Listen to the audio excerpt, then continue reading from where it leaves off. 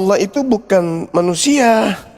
Ketika dia memberi perintah, itu yang jadi. Allah hanya memerintahkan supaya dia hamil. Ya hamil. Tidak ada kemudian kekuasaan atau kekuatan Maryam untuk menolak itu. Lantas Anda mengatakan, berarti kalau begitu Tuhan menghamili. Ya, itu dalam agama lu mungkin. Karena Tuhan lu itu manusia kan. Bisa jadi. Makanya disebut oleh Lugat Tambunan, nabinya orang Kristen, ada ibu Tuhan, ada bapak Tuhan.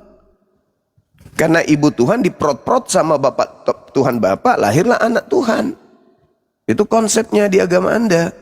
Kalau di Islam nggak bisa punya konsep begitu. Karena Maria itu manusia, Allah itu adalah pencipta sang Khalik, memerintahkan dia supaya hamil. Kau pun, kalau Tuhan mengatakan, Abe, hamillah, oh kau hamil. Ada yang bisa melarang. Kalau sudah Tuhan yang menginginkan, itu yang terjadi. Iya. Kenapa harus lari kepada apakah dia adalah anak Tuhan? Kenapa harus jadi ajaran pagan kayak agamamu? Padahal jelas Tuhan menyampaikan kepada Gabriel agar Gabriel menyampaikan kepada Maria bahwa dia akan hamil.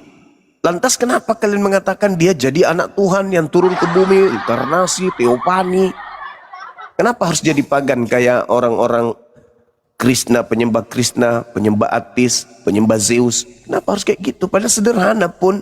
Pencipta langit dan bumi memerintahkan kepada Gabriel, kau datang kepada Maria, sampaikan kepada dia, aku mau dia hamil dan melahirkan seorang hambaku yang suci bernama Isa, Yesus.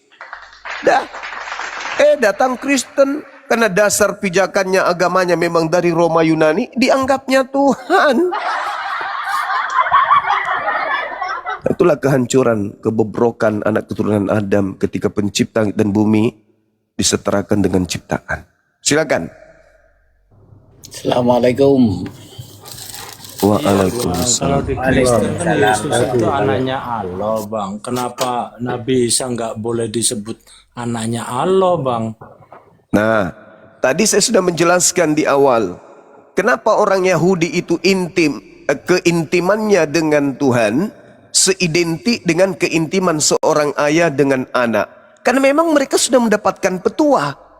Amsal 3, 11, 12. Mereka diperintahkan untuk taat didikan Tuhan seperti taat kepada didikan ayah kepada anaknya. Maka mereka kemudian disebut dengan sebutan anak. Anak sama dengan hamba. Yesus itu hamba. Coba Anda baca dalam kisah para pewarta 4 nomor 30. Yesus itu hamba. Yesus berdoa karena dia hamba. Yesus memohon kepada kemana Tuhan karena dia hamba. Jadi anak sama dengan hamba, bapak sama dengan pencipta.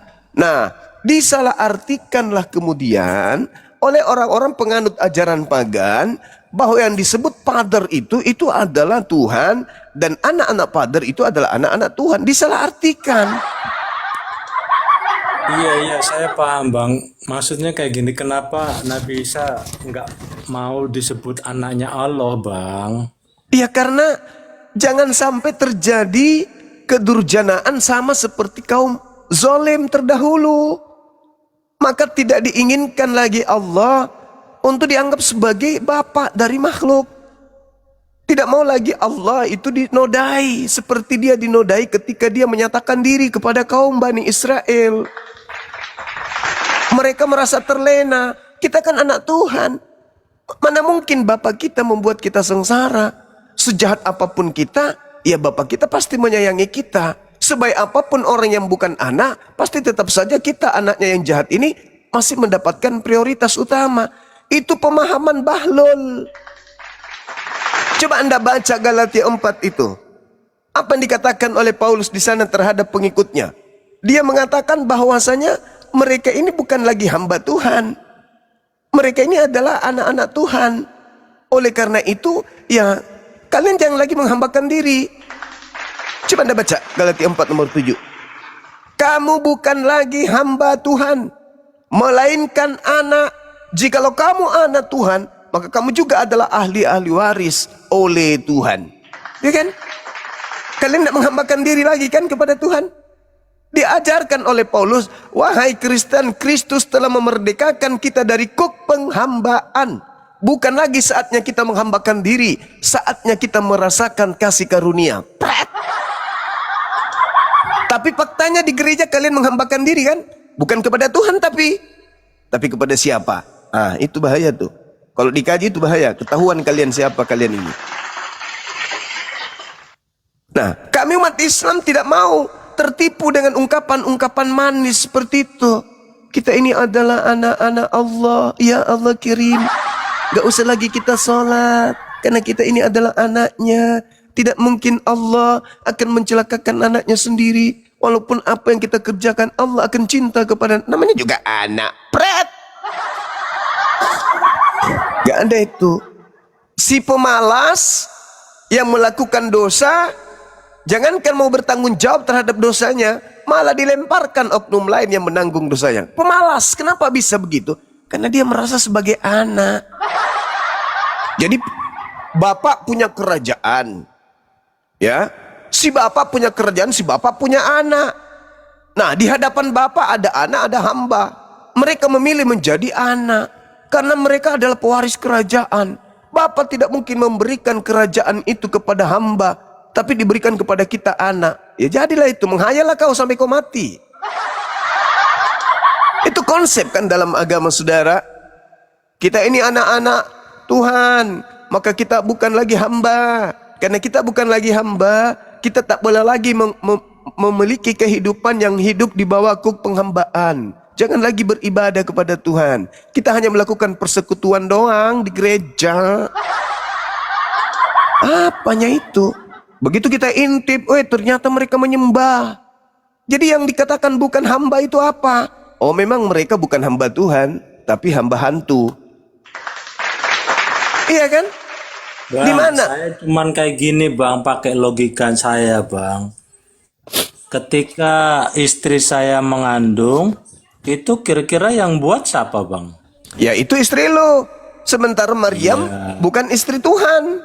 Enggak, bentar dulu bang, bentar dulu. Jangan bang. kau bawa. Jadi ketika bentar bang.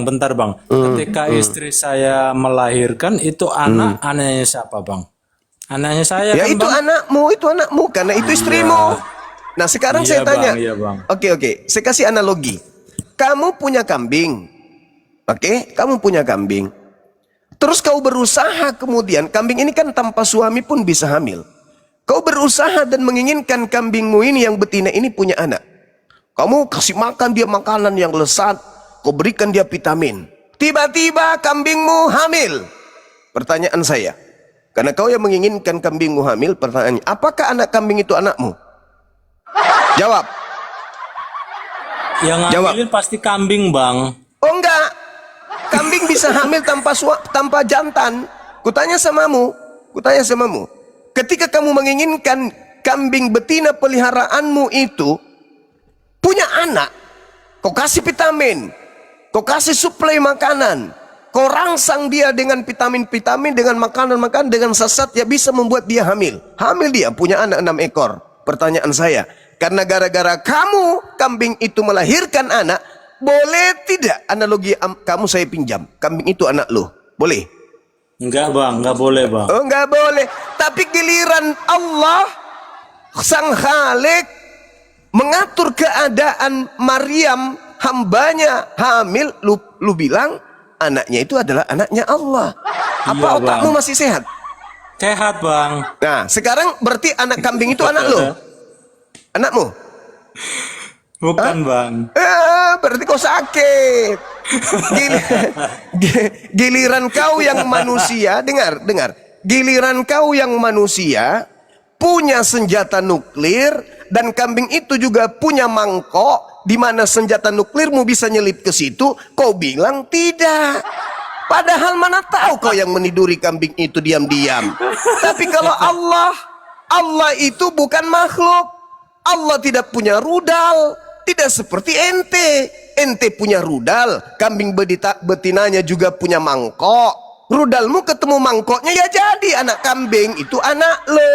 Itu fakta. Itu logika. Sedangkan Allah bukan manusia.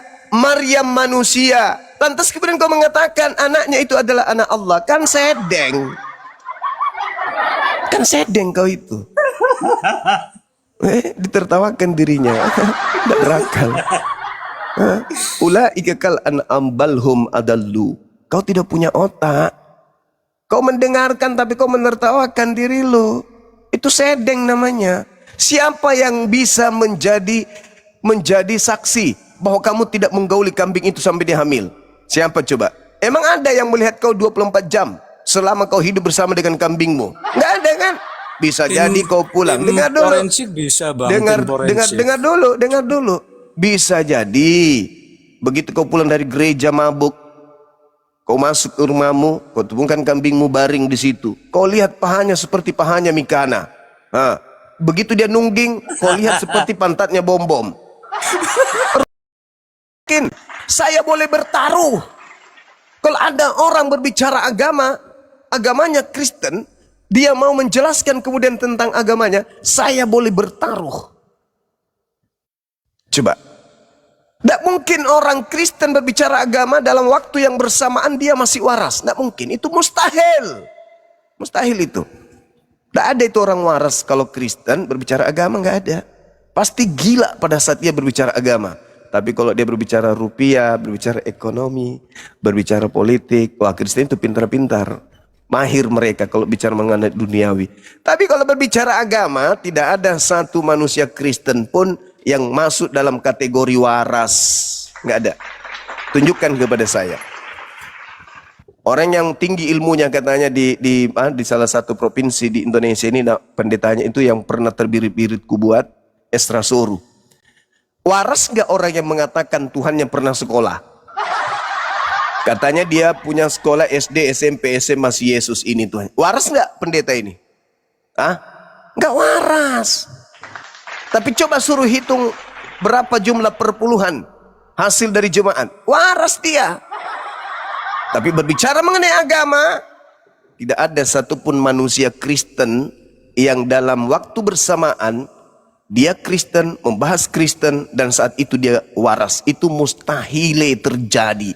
Belum pernah saya temukan ada orang waras dari pihak Kristen kalau berbicara mengenai agamanya. Pasti gila. Itu fakta. Hadapkan saya, siapa orang paling hebat ilmu kekristenannya di Indonesia ini? Tolong hadapkan saya, aturkan saya bisa ketemu. Bang, iya, kayak gini loh Bang, karena saya masih waras ini loh Bang, makanya kan kayak gini Bang. Yang membuat Maryam mengandung itu kan Allah. Betul Bang? Semua orang di muka bumi ini hamil itu karena Allah. Tidak ada orang itu hamil tanpa Allah. Semuanya hamil. Mau Kristen, mau Islam, mau Hindu, mau apapun. Binatang-binatang semuanya hamil karena Allah. Tidak ada rumput yang jatuh, daun yang jatuh di atas muka bumi ini tanpa izin Allah. Semuanya karena Allah. Tidak ada itu terjadi bukan karena Allah. Semuanya karena Allah. Nah, jadi kalau Anda merasa waras, lantas Anda mengatakan Allah membuat Siti Maryam hamil. Lantas Anda ingin mengatakan bahwa beliau yang menghamili itu, Anda sudah menunjukkan Anda itu nggak waras. Enggak, berarti kan si Nabi Isa kan anaknya Allah Bang. Loh, kenapa bisa? Lah yang membuat Maryam mengandung kan Allah Bang. Nah, sekarang yang membuat kambing tadi hamil siapa? Ya pasti kambing lah Bang. Oh enggak, suaminya enggak ada, jantannya enggak ada. Jantannya enggak ada. Ingat, kambing itu bisa hamil tanpa jantan.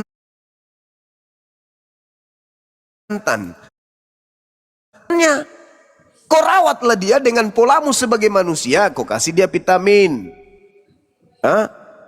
Hamil kambingnya. Kambingnya anakmu enggak? Gara-gara kau dia hamil. Anakmu berarti. Ya. Logis.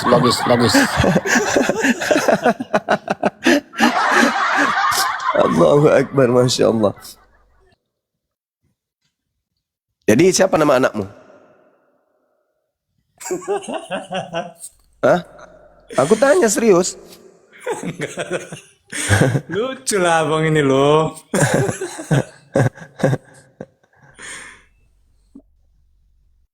Kenapa kok lucu?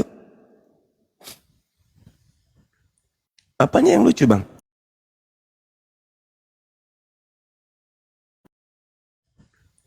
Apanya yang lucu, Bang? Apanya yang lucu, Bang? Gitu bang, kau anak domba bang.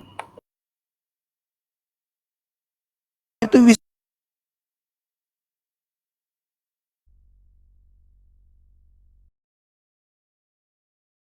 Kalau kamu makan telur tiap sahur, Bang, karena kalau gara-gara kambing perempuan hamil ya pasti yang menghamili tidak, Anda kambing harus juga, tahu. Bang. Satu binatang yang Anda harus tahu yaitu kambing. Tanpa jantan bisa hamil. Dan kebetulan kamu yang memelihara kambing itu. Nah, analogi yang kamu bangun, siapa yang membuat Maryam hamil, maka dia suaminya, kan itu analogimu. Nah, siapa yang membuat kambing itu hamil, maka dia suaminya. Maka Isa kamu katakan anak Allah. Berarti anak kambing tadi ya anakmu. Karena kau yang membuat kambing itu hamil. Hei bapak kambing, sadar gak kau? Hei masalah generasi. Aduh parah ini, parah ini. Ganti akunmu besok, bapak kambing. Oh ini AB, aku bapak Bembe. Hai. Ternyata namamu sudah lebih dulu. Ayah Bembe, AB. La haula wala quwata illa. Ternyata kode alam. Jadi setiap kau naik di Komal kau dipanggil AB, Ayah Bembe. Hai, Mas Solang hancur. Pentasan kau ditunjuk oleh Allah untuk memakai kata AB, karena suatu hari nanti kau akan menghujat Allah dan ternyata hujatannya terlempar ke kamu kembali. Wa makaru wa makarallah. Lu bang, perlu diralat itu. Kamu menghujat itu namanya saudaraku, ketika Anda mengatakan Isa itu anak Allah, itu menghujat. Oh itu menghujat. Oh Bang. iya, pencipta langit dan bumi kok punya anak. Itu penghujatan, itu nggak boleh. Oh nggak boleh. Nggak boleh. Makanya kami merubah pola yang ada, hari Natal kami rubah menjadi hari mu'alaf. Karena kami nggak mau Tuhan itu murka dengan ajaran yang mengatakan Allah punya anak gitu. Paham sampai situ ya? Paham situ ya? Ambek nabembe. Paham bang. Ya itulah yang belum bisa dicerna dengan kecerdasanku bang. Ya udah belajar lagi. Iya bang. Nabi Isa kan yang membuat yang Maryam yang membuat mengandung itu kan Allah. Lahirlah Nabi Isa. Bang. Payah ngomong sama domba, emang payah banget nyambung. Bukan domba bang. Iya belum nyambung saya di situ bang. Serigala. Serigala. Jadi keluarlah Nabi Isa, tapi dibilang anaknya Allah, kenapa nggak mau gitu loh bang? Loh, tidak boleh. Itu dilarang oleh Allah. Itu ada sebuah kemungkaran. Tidak boleh. Allah murka. Oke. Ada dalilnya bang? Ya ada lah. Di mana? Jelas bang? itu. Kami sudah mengulas berulang-ulang. Kenapa kemudian kami mengakukan hari mu'alaf itu? Dikarenakan Allah murka, karena dikatakan Allah itu punya anak. Gitu loh. Paham?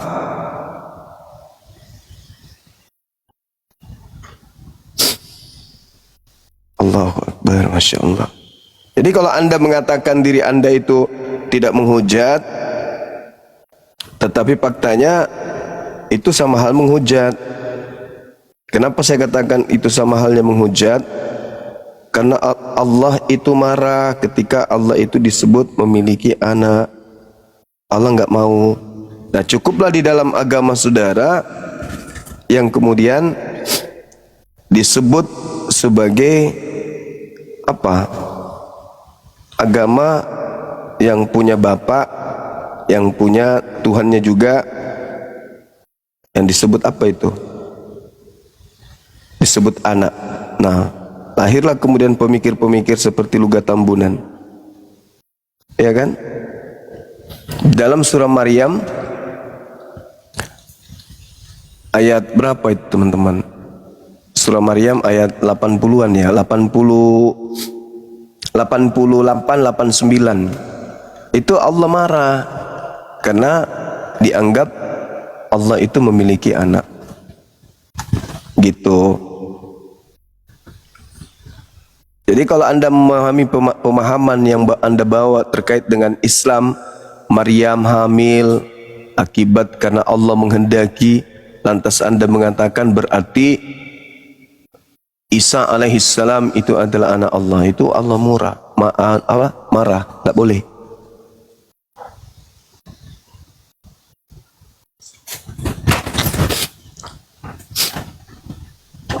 Yang saya nggak habis pikir Bang Zuma. Jangan dipikir. Iya makanya nggak bisa dipikirin.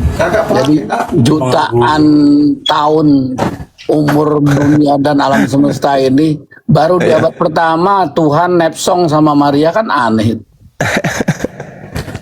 Lucu. Satu lagi boleh Bang? Iya.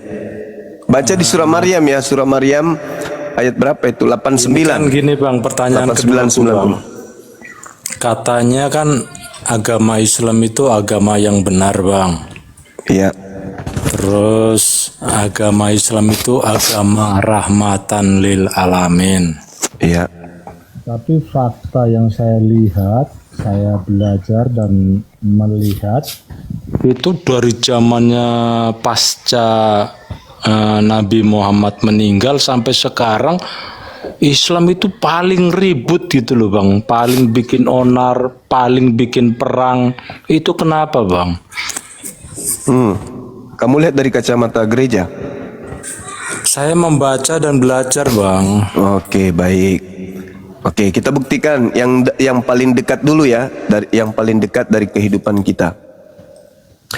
Baru-baru ini ada beberapa aparat negara yang mati terbunuh, yang mana pelakunya adalah orang-orang yang agamanya sama seperti Anda. Itu kira-kira cerminan apa itu? Itu karena Islam ya. Di bagian timur negara kita ini masih sering terjadi pembunuhan yang mana pelakunya adalah mengaku sebagai anak-anak Kristus. Itu Islam ya, saudara? Yang terakhir pilot penerbang pesawat itu Bang, komersil. Iya. Pilot yang terakhir itu. Itu Islam ya Bang? Islam ya. Itu yang paling dekat tuh.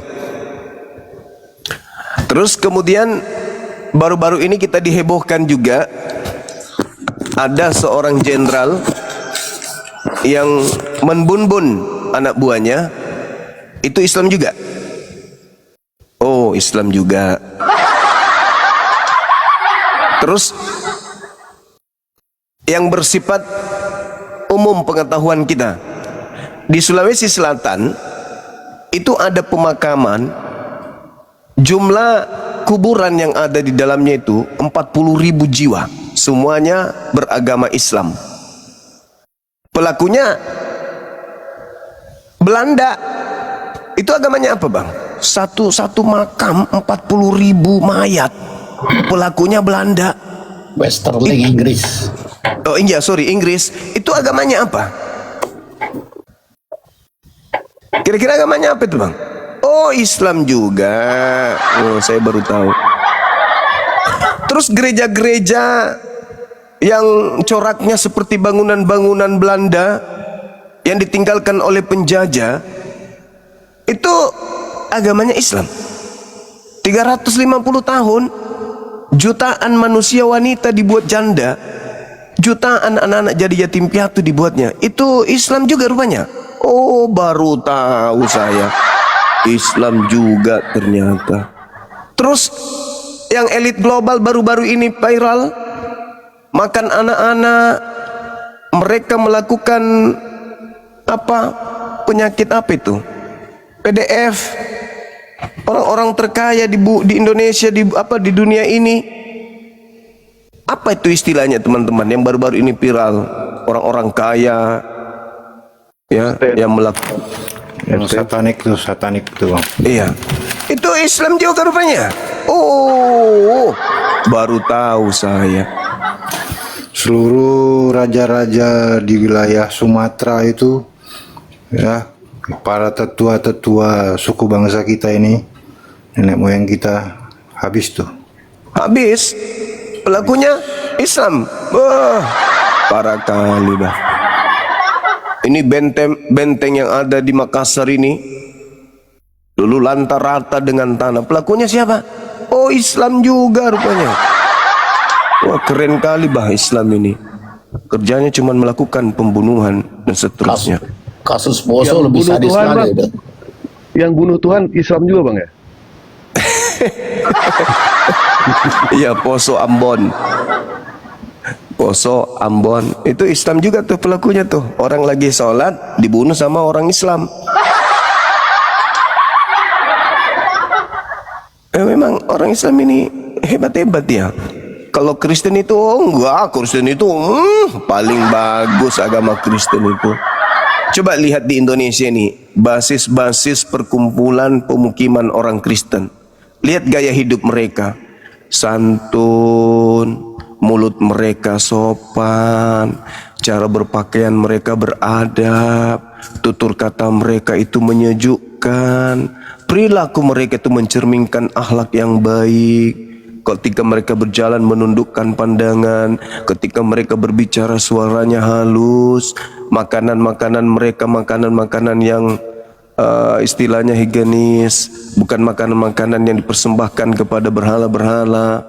Makanan mereka itu makanan-makanan yang bagus, ikan, ayam, udang, cumi. Mereka tidak makan makanan buas, makanan menjijikan mereka. Oh enggak, itulah Kristen. Coba lihat pasar-pasar mereka. Di pasar mereka itu yang ada cuman ikan, udang, kepiting, cumi. Nggak ada itu tikus, nggak ada. Nggak ada itu biawak, nggak ada monyet, anjing, kucing, babi, itu nggak ada. Kalau mau cari tempat-tempat kampung-kampung Kristen itu nggak ada yang kayak gitu-gitu. Bersih mereka itu, dari caranya berpakaian, tubuhnya itu nggak ada tato. Bersih orang Kristen itu. Tirulah Kristen, tirulah. Ya, kalau bicara itu mulutnya sopan. Ya, itu orang Kristen. Di mana bumi mereka pijak, di situ orang berakhlak dibuatnya. Itu Kristen. Jadi coba lihat teman-teman, di mana perkumpulan orang Kristen di Indonesia, disitulah tempatnya orang-orang yang berakhlakul karimah. Iya. Oh, mereka tutur katanya sopan, berpakaian sopan, dan mereka sangat menjauhi minuman keras. Nggak suka sekali, karena mereka tahu bahwa minuman keras itu akan menghantarkan manusia itu seperti binatang. Nah, mereka ini di basis-basis Kristen itu nggak ada mereka mengenal minuman keras, itu haram bagi mereka.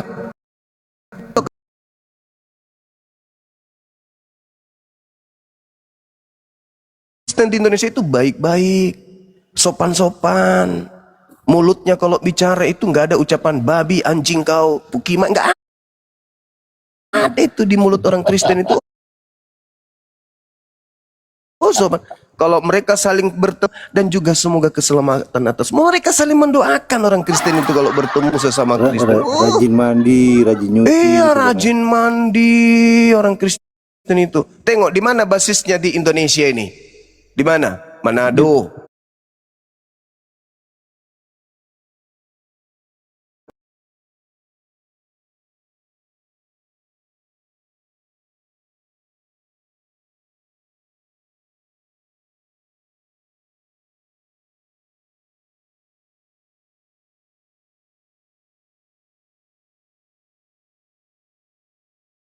Kalau mereka itu sopan kali. Pukima, kau mana kau, ha? Tidak mandi rupanya kau, ha? Bujang Itu inang, mereka. bujang inang kau. Oh ya, sopan kali kalau mereka ngomong. Wah, paling bagus. Di mana lagi basis-basis yang lain? Tengok aja. Mereka itu paling bagus di Nusantara ini. Contoh itu orang Kristen. Di rumah ibadahnya itu begitu masuk, teman-teman. Gak boleh kita pakai alas kaki, gak boleh. Gak boleh orang masuk di tempat ibadahnya mereka itu harus mandi junub dulu sebelum ke sana. Harus membasuh tangan, membasuh kaki, membasuh wajah, mandi tahir dulu baru masuk ke situ. Gak boleh tidak mandi. Tidak boleh dalam keadaan mabuk, gak boleh masuk ke tempat ibadah mereka itu. Wah, pakaiannya rapi, semua kulit itu harus tertutup. Harus tetap rapi. Dan tidak boleh masuk minuman keras di dalam. Tidak boleh. Apalagi mau bermusik-musik sampai mabuk. Nggak bisa. Mereka ini adalah orang-orang yang terpimpin. Bagus sekali agama mereka ini. Di dalamnya, jangan Anda pernah mau berpikir bahwa di situ ada dikawinkan laki sama laki. Oh, nggak mungkin. Mereka orang-orang suci. Orang-orang kudus, orang Kristen itu. Paling bisa dicontoh. Nggak boleh kawin dengan babi. Nggak boleh kawin dengan anjing. Itu di gereja tuh. Apalagi di luar negeri. Paling bagus Kristennya di sana, Pak. Paling bagus. Setiap anak wanita mereka kita izin, ayah, ibu.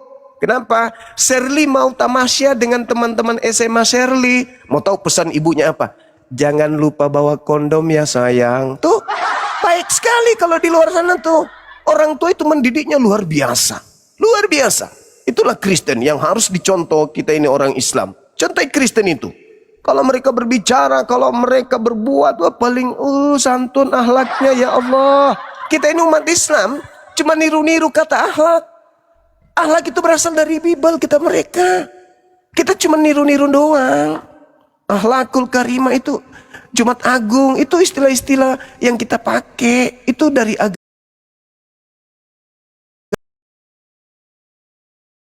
Adalah kata-kata yang kita curi dari kitab mereka. Jadi contohilah Kristen itu. Kristen itu agama paling bagus itu loh. Kita ketemu dengan mereka, baunya harum. Ketemu dengan umat Islam, umat Islam itu bau babi. Bau babi umat Islam itu, bau anjing. Kalau bernapas kayak kita ngomong sama anjing kalau umat Islam. Kalau mereka enggak. Mana ada mulut orang Kristen itu bau babi, bau anjing? Enggak. Mulut mereka itu bau parfum. Gak ada itu bau alkohol mulut orang Kristen. Gak ada. Orang Kristen itu orang paling bagus kok di Indonesia. Dan mau tahu ketika umat Islam datang menjajah di Nusantara ini selama 350 tahun, yang menjadi pahlawan-pahlawan nasional itu kan mayoritas mereka. Mereka yang memperjuangkan kemerdekaan ini. Sementara umat Islam pada saat itu berkongkok-kongkok membersihkan gereja, mencuci pakaiannya Belanda penjajah, menjadi kaki tangan gereja, menjadi pencuci pakaian mereka, pemuas nafsu mereka. Orang Kristen mati-matian berjuang, Pak. Bayangkan saja itu. Tanah Sulawesi Selatan ini adalah tanah perjuangan orang-orang Kristen. Sultan Hasanuddin Kristen. Siapa lagi? Semua yang ada di sini. Yang di Sulawesi Selatan ini orang Kristen semua yang berjuang kemerdekaan, mengusir penjajah Islam yang dari Arab.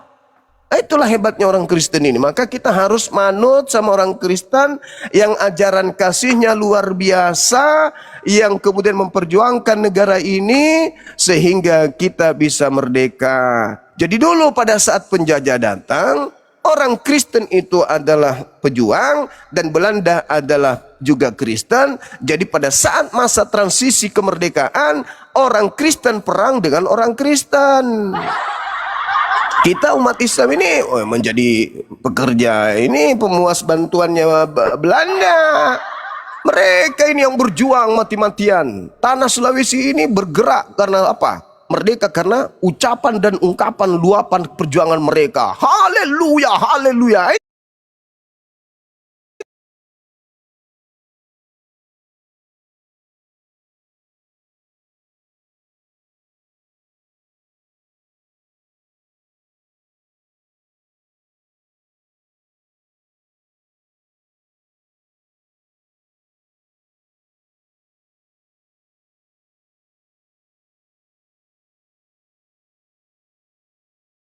Perjuangan di Bandung, perjuangan di Surabaya, Yogyakarta, di Sumatera, Kalimantan, Ambon. Wah, perjuangan Kristen luar biasa. Luar biasa. Teriakan darah Yesus itu menggelegar sampai ke langit ketujuh. Sampai malaikat bingung. Apa ini? Itulah hebatnya Saudara kita Kristen itu dalam memperjuangkan semuanya. Karena agama Kristen agama kasih. Islam ini nanti setelah merdeka baru ya rahmatan lil alamin. Kalau Kristen itu ajaran kasihnya luar biasa. Mereka masuk ke Nusantara ini bukan karena menjajah. Mereka berdagang Pak dengan kasih. Hebat orang Kristen itu. Gak ada itu. Tapi kalau Islam datang menjajah, merampas, kerja rodi, penduduk Indonesia, pribumi dibuatnya. Makanya peninggalan-peninggalan masjid dari penjajah Arab itu kan masih ada sampai sekarang. Istiqlal, Al-Markas, Istana Maimun, dan seterusnya. Itu adalah peninggalan-peninggalan penjajah Arab itu.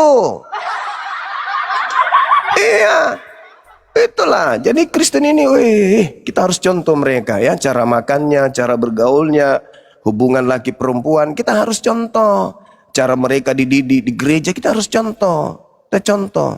Maka kalau bisa Al-Quran ini juga ya sebisa mungkin ya diketek aja, nggak usah dibaca, sama seperti mereka gitu loh.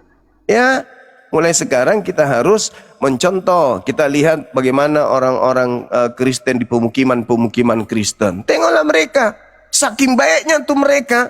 Kalau ingin membunuh anjing, teman-teman, dimasukkan ke dalam karung. Habis itu diikat karungnya. Nah, karena mereka ajaran kasih, mereka ambil balok, hantam kepala anjing. Habis itu nggak dibuang, teman-teman. Saking kasihnya, setelah dalam keadaan antara hidup dan mati, anjingnya itu dipanasin pakai api apa itu, api laser untuk dihapus ke apa, dia dibakar bulu-bulunya. Habis itu nggak dibuang, kawan-kawan. Saking kasihnya itu. Di kulitnya itu dikupas, habis itu dikupas kulitnya, darahnya diambil, disimpan di mangkok, dibekukan, habis itu mereka makan. Betul-betul kasih lah mereka. Betul. Makanya semakin banyak Kristen di Nusantara ini, habis itu hama babi dibuat. Habis. Karena mereka ini sejatinya penganut agama kasih. Supaya petani-petani Islam itu tidak ribut dengan hama babi, mereka rela memakannya meskipun mereka sangat tersiksa. Saudaraku Muslim, demi kalian supaya panennya berhasil, kami rela dengan terpaksa memasukkan daging babi masuk ke perut kami. Karena kami kasih kepada kalian. Maka kita harus mengucapkan terima kasih kepada saudara Kristen ini. Agama yang paling bagus, yang paling bisa dicontoh. Nah, sekarang ini mayoritas pemeluk agama Kristen yang disebut Amerika ini kan sekarang lagi memberikan oleh-oleh tuh kepada negara-negara seperti yang ada di Palestina. Iya kan? Dikasih oleh-oleh permen besar namanya rudal. Agama kasih sekali. Memang dari sejarahnya Kristen ini agama yang paling mantap. Saking hebatnya, Tuhannya pun mereka pindah alamkan, teman-teman. Tuhan mereka pindah alamkan. Karena saking kasihnya agama Kristen ini. Inilah agama yang paling bisa dicontoh, ya, supaya kita semua bisa masuk ke dalam neraka. Begitu teman-teman. Sekira begitu dari saya. Mudah-mudahan yang mendengarkan ini bisa tercerdaskan bahwa agama saudara AB ini adalah agama kasih, sedangkan agama Islam ini adalah agama penjajah. Ya, terima kasih. Terima kasih. Silakan yang lain. Ya, terima kasih Pak Pendeta. Mudah-mudahan yang dikomentari semuanya mualaf. Makasih. Mualaf lagi. Murtad.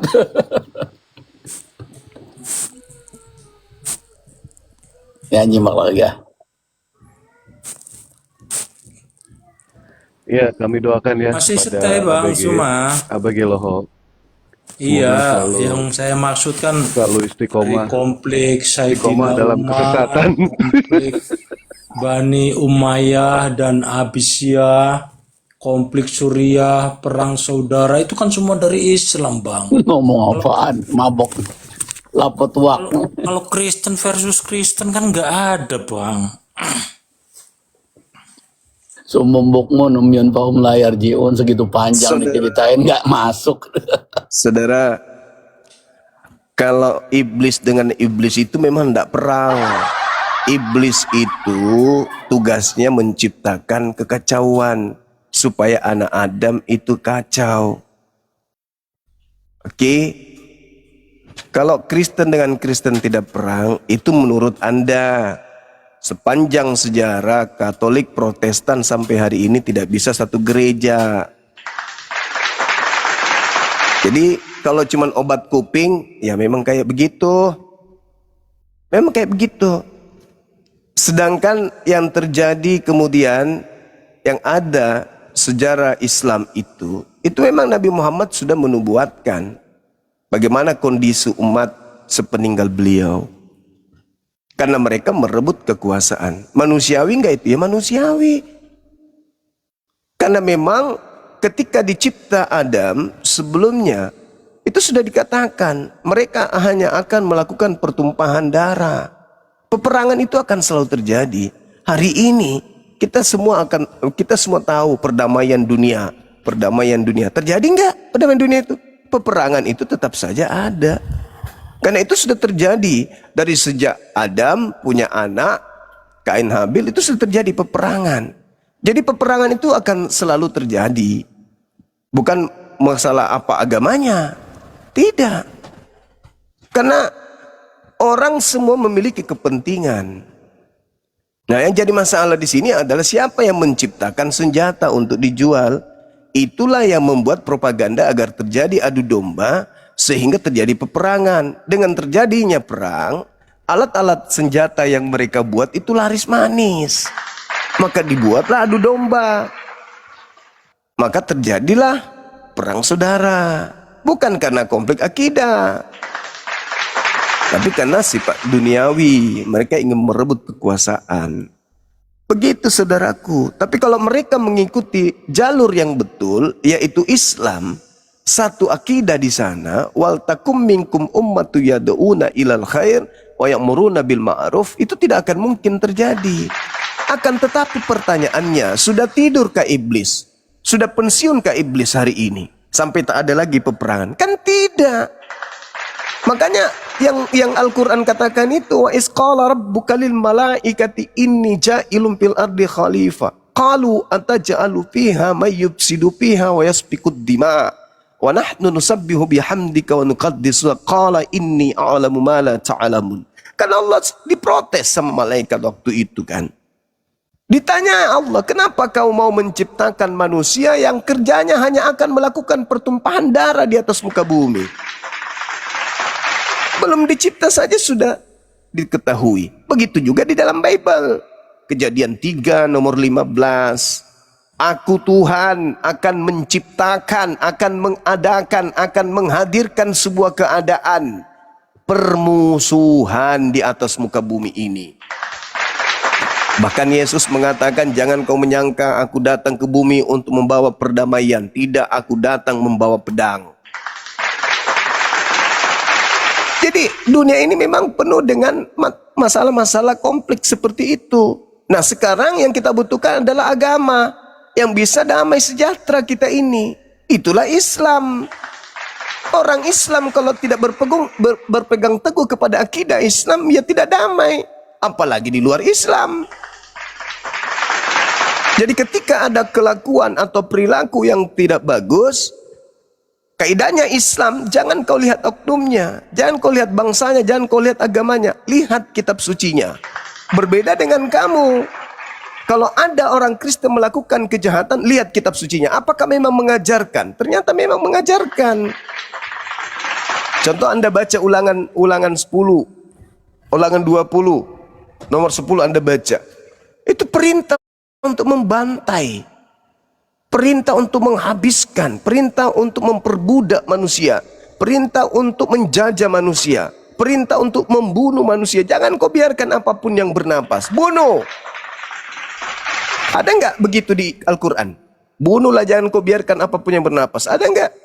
Ada enggak dalam Al-Quran? Bunuhlah keledai, bunuhlah domba, bunuhlah onta, bunuh semua yang bernapas. Ada enggak? Bunuh anak-anak kecil? Ada? Enggak ada. Haram. Enggak boleh. Tapi kalau di kitab lo, itulah yang kalian praktekkan hari ini. Kami tidak bisa membayangkan kalau di negara ini yang menjadi 01 dari kalian, 02 dari kalian, seluruh gubernur dari kalian. Kami nggak ngerti seperti apa kehidupan di Indonesia jadinya.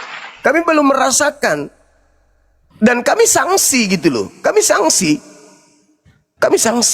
Ya mudah-mudahan ya kalau misalnya nanti suatu saat kalian yang akan mayoritas di Nusantara ini, karena para apologet semuanya sudah tak ada yang melanjutkan kemudian misi kami, maka kalian mayoritas sama seperti di Spanyol yang tadinya Andalusia adalah 100% Islam, karena tidak ada apologet Islamnya di sana, berubah kemudian menjadi negara Kristen. Begitu juga dengan Filipina yang tadinya adalah mayoritas Islam, sekarang menjadi negara non-Islam. Kenapa? Karena tidak ada para apologet Islam. Sangat boleh jadi ketika kalian yang memimpin, maka sudah boleh halal sesama jenis kawin di Nusantara ini. Na'udzubillah, summa na'udzubillah. Begitu saudaraku. Nah, kalian mau menjadikan kemudian Indonesia sama seperti Singapura. Kalian ingin menjadikan Indonesia sama seperti Spanyol. Kalian ingin menjadikan Indonesia ini sama seperti Filipina. Negara-negara yang mayoritas Islam. 50 tahun, 100 tahun, 200 tahun sudah menjadi mayoritas Kristen. Tapi insya Allah selama kami masih hidup, Indonesia ini akan tetap menjadi negara mayoritas Islam. Amin, saudaraku. Kalau Anda berbicara mengenai sejarah, kau buka Google. Waalaikumsalam. Silakan Anda buka Google sekarang. Agama mana? Selamat menjalankan ibadah puasa, Bang. Siap. Agama mana yang memiliki sejarah paling banyak membunuh di atas muka bumi ini? Buka Google sekarang. Kau buka. Oke, Bang. Kau buka Di sekarang. Indonesia apa di dunia, Bang? Dunia. Ya Silakan. Oten lah, Oten. Silakan kau buka. Bang. Coba kau buka. Agama apa yang banyak membunuh manusia? Coba. Agama mana? Bacanya malu disembunyikan. Agama besar dalam sejarah. Cuman itu aja sih, Bang. Nggak ada agamanya, Bang. Ngaco. Ayo disebutkan. Negara mana yang melakukan pembunuhan, agama mana yang paling banyak melakukan pembunuhan? Coba dibuka di Google. Saya punya itu ya datanya. Silakan. Cuman satu device yang lain tentang pembunuhan Indian, Aborigin, termasuk juga Bartholomew Day, orang-orang Protestan itu dalam satu malam 300.000 dibantai oleh Katolik. Belum lagi Perang Dunia 1, 2, belum lagi itu yang namanya Negara apa agama, Bang? Oh, ini bicara agama identik dengan agama dan negaranya identik itu. Freemason itu termasuk, 3G juga sama, divisi juga. Kami lihat, kami datang, kami menang. Venezuela, Papua Nugini, dan Afghanistan, Bang. Itu Afghanistan itu korban. Afghanistan itu korban. Tingkat kriminalitas dan pembunuhan tertinggi Venezuela dan Papua Nugini, Afghanistan, Honduras, dan Afrika Selatan, Bang. Negara paling berbahaya konflik atau perang Suriah, Irak, Sudan Selatan, dan Yaman. Itu pelakunya, bukan Itu, itu. Bukan itu. Itu korban semua itu. Siapa nyambung, Bang? Internet handphonenya cuma nyambung ke Vatikan kayaknya nih. Coba silakan di situ yang punya HP 2 searching. Nggak Yang nyambung punya ke HP ini 2 dia, ke searching. Nevada Amerika nggak nyambung ini. Yang punya HP 2 searching, Bro. Negara Silakan. apa yang banyak membunuh manusia? Situ, Bro. Bukan negara. Ini agama. Oke, Kalau agama Anda nggak ada, Bang. Kita dengar, sama-sama bilang. searching, Bang. Hilang datanya, Bang. Dengar. Server Vatikan kan. ketika Anda berbicara terkait dengan agama, itu tidak disebutkan, tapi negara. Kalau Anda menyebut Afghanistan, itu Afghanistan negara mana yang dibunuh? Afghanistan itu sasaran pembunuhan. Anda lihat bagaimana tragedi Bosnia. Tragedi Bosnia Anda lihat. Agama Islam itu habis di sana. Siapa pelakunya? Pelakunya siapa? Oten. Oten. Anda lihat India, pembantaian Jammu. Anda lihat di sana. Siapa pelakunya? Non-Muslim, umat Islam yang menjadi korban. Pembantaian Rohingya di Myanmar. Siapa pelakunya? Siapa korbannya? Islam. Di Spanyol, tragedi Reconquista. Siapa yang menjadi korban? Islam. Pelakunya non-Muslim, non-Islam. Itu banyak itu. Palestina hari ini, kau tengok. Di Gaza. Iya, ini juga banyak bang, konflik Sayyidina Umar, konflik Bani Umayyah, konflik Suriah, saudara, itu kan juga dari Islam bang. Iya, itu kan politik di antara mereka, bukan karena agamanya yang memerintahkan. Berbeda dengan agamamu, memang diperintahkan. Sekarang begini, coba kamu tunjukkan di dalam Al-Quran saya perintah memerangi orang. Coba kau tunjukkan kepada saya. Nah, saya tunjukkan juga dalam kitabmu perintah untuk membunuh seluruh makhluk, mengepung, merampas, menjara dan seterusnya. Yang itu yang diperhatikan penjajah. Bang Zuma, yang bom Nagasaki Hiroshima itu siapa itu? Islam. Islam. Hebat, Islam punya bom atom. Ya udahlah. Ya, agamamu itu dari sejak awal sudah kita tahu bahwa agama yang melakukan pembunuhan mula-mula sebagai konsep agama itu adalah Kristen. Tanpa pembunuhan Kristen gak ada. Dan apesnya yang dibunuh tokoh yaitu adalah Tuhannya sendiri. Barulah lahir agama Kristen. Satu-satunya agama yang membunuh Tuhannya untuk kemudian dosa-dosa mereka dihapuskan, ya agamamu. Itu loh. Dan cobalah kita tengok, sepanjang kita berdiskusi, Islam tidak mau Yesus dibunuh. Kristen di mana posisinya? Ayo. Kristen mau Yesus dibunuh. Berarti kalian memang ini menginginkan pembunuhan. Jelas kok itu. Tapi bang, kalau Yesus nggak mati, itu Islam nggak ada bang. Hah? Yesus nggak mati? Ada-ada saja. Orang gila. Orang gila. Justru Tunggu, bang, kalau Kristen nggak mati di tiang salib, yang bang. Kristen nggak ada. Kristen yang nggak ada. Bang, Islam nggak ada. Kristen yang tidak ada. Kalau Yesus tidak mati disalib tanpa penyaliban, maka sia-sialah imanmu dan kamu tetap berada hidup di bawah dosa. Itu di kitabmu. Paham itu? Dikatakan bahwasanya tanpa penyaliban itu sia-sialah imanmu. Itu surah Paulus di 1 Korintus berapa? 15. Ya, 1 Korintus 15 itu mengatakan begitu. Tanpa penyaliban sia-sialah imanmu. Tanpa kebangkitan maka kamu hidup di dalam dosa.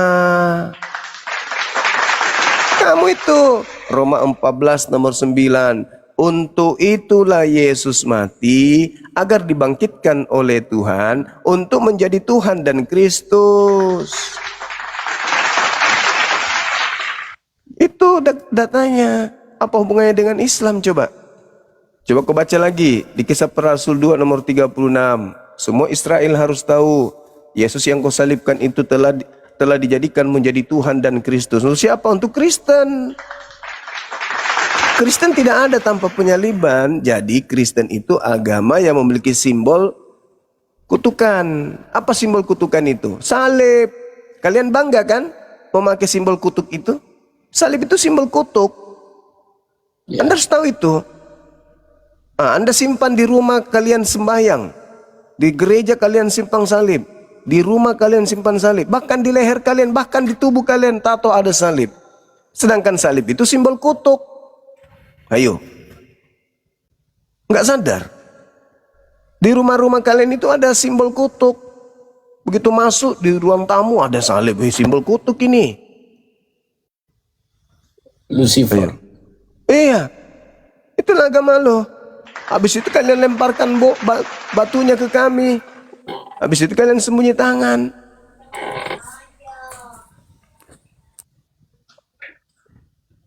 Kutanya dulu, salib itu simbol apa? Simbol damai atau simbol kutuk?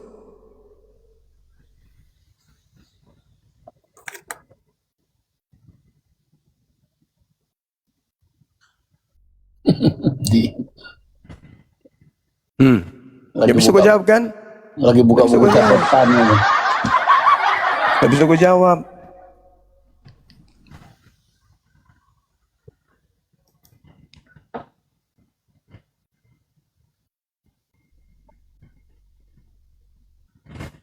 Oke, di tempat saya sudah hampir zuhur, teman-teman sekalian. Sementara saya standby untuk konsen ibadah dulu. Silakan Iya, diambil alih. Terima kasih ilmunya saudara. ya, Bang. Iya, sama-sama saudara AB. Mudah-mudahan dilembutkan hatimu Mudah-mudahan untuk belajar. 2026 ganti Tuhan Yesus ya, Bang. Aduh, nggak mungkin. Selama kami masih waras, tidak mungkin kami jadi Kristen. Saya juga waras, Bang.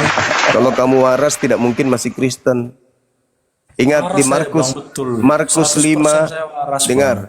Markus 5 nomor 1 sampai nomor 15 kau baca, bahkan sampai nomor 20 kau baca. Orang yang mempraktekkan menyembah Yesus itu pertama kali adalah orang yang diindikasikan gila. Baru Yang bentar per- gitu.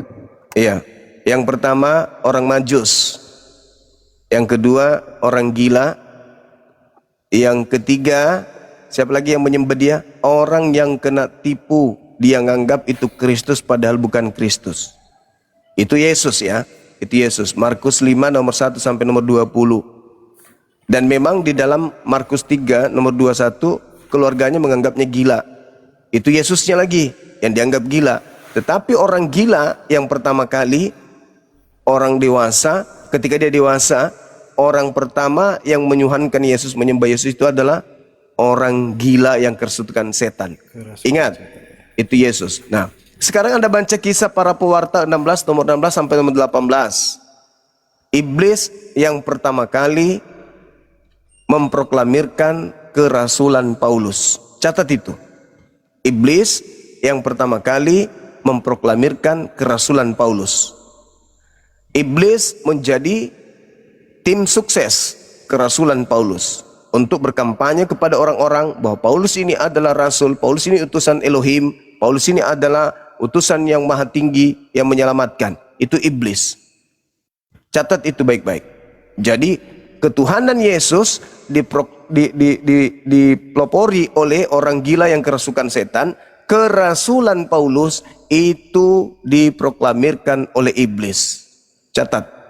Dan yang terakhir, kalau tadi Yesus disembah oleh orang gila, kemudian Paulus diakui iblis sebagai rasul. Yang ketiga, Yesus berkata, waspadalah kepada penyesat yang datang kepadamu memakai namaku, mereka akan menyesatkan banyak orang.